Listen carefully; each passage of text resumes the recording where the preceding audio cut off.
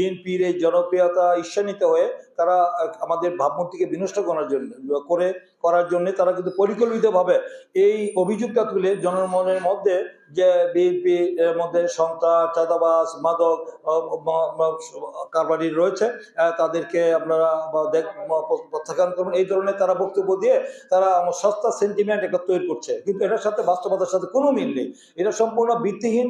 এবং এই কথা বলে তারা আমাদের বিএনপির ভাবমূর্তিকে নষ্ট করার জন্য যে অপচেষ্টা চালাচ্ছে, এটাকে আমি মনে করি যে এটা তাদের একটা কৌশল, এটা তাদের অপপ্রচার। এই অপপ্রচারে আমার মনে হয় যে ওই দেশের মানুষ তারা জানে যে বিএনপি এই অন্তর্বর্তীকালীন সরকারের আমলেও আমাদের সম্মানিত চেয়ারম্যান তিনিও কিন্তু এই দলের কিছু নাম ভাঙিয়ে যারা এই ধরনের অপকর্মের সাথে কিছু জড়িত ছিল বিভিন্নভাবে, তাদেরকেও তার বিরুদ্ধে ব্যবস্থা গ্রহণ করেছে।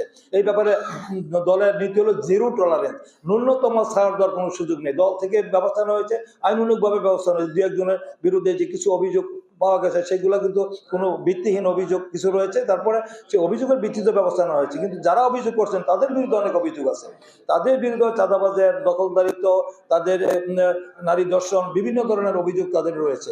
আমরা তো সেইগুলো নিয়ে কিন্তু আমরা বলছি যে আইন তার নিজস্ব গতিতে চলবে। কেউ যদি কোনো অপরাধের সাথে সম্পৃক্ত হয়, সে কে কোন দলের মতের সেটা আমাদের দেখার বিষয় না। কারণ সে অপরাধী, সেটা প্রশাসন তাদের বিরুদ্ধে নিরপেক্ষভাবে তাদের বিরুদ্ধে ব্যবস্থা গ্রহণ করবে। এবং আমরা বলছি যে কোনো ব্যক্তির অপকর্মের বা অনৈতিক কোনো কর্মকাণ্ডের দায় বিএনপি গ্রহণ করবে না, এটা আমাদের সুস্পষ্ট বক্তব্য। কি বুঝলেন ভাই? অনলি যেটাই চাই। ফ্যামিলি কার্ডের মাধ্যমে পর্যাপ্ত মাসে নির্দিষ্ট পরিমাণ আর্থিক সহায়তা অথবা চাল, ডাল, তেল, লবণ সহ প্রয়োজনীয় পণ্য নিয়ে দরিদ্র বিমোচন ও ক্ষুধামুক্ত সমাজ প্রতিষ্ঠা। কৃষক কার্ডের মাধ্যমে ন্যায্য মূল্যে সার, বীজ, কীটনাশক, কৃষি যন্ত্রপাতি সরবরাহ নিশ্চিতকরণ। খতিব, ইমাম, মুয়াজ্জিন সহ অন্যান্য ধর্মের হিন্দু, বৌদ্ধ, খ্রিস্টান উপাসনালয়ের প্রধানদেরকেও মাসিক সম্মানী ভাতা ও উৎসব ভাতা প্রদানের ব্যবস্থা করুন। ইস্টারের আমার নরসিংদী সদর 1 আসনের আমি আমার যে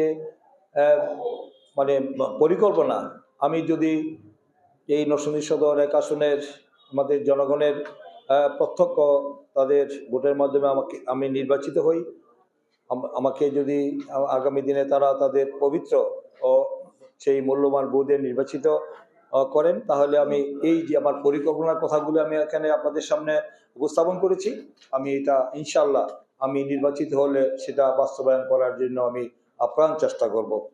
শিক্ষার মান উন্নয়নে বিশ্ববিদ্যালয়, মেডিকেল কলেজ স্থাপন সহ স্কুল, কলেজ, মসজিদ, মাদ্রাসা ও মন্দির উন্নত পদ্ধতি সমৃদ্ধ কারিগরি ও বৃত্তিমূলক প্রশিক্ষণ সুযোগ সৃষ্টি করে কর্মক্ষম যুব সমাজকে বিদেশে কর্মসংস্থানের পদক্ষেপ গ্রহণ। সন্ত্রাস, চাঁদাবাজ, মাস্তান, দখলবাজ, মাদক ব্যবসায়ীদের বিরুদ্ধে জিরো টলারেন্স নীতি অবলম্বন।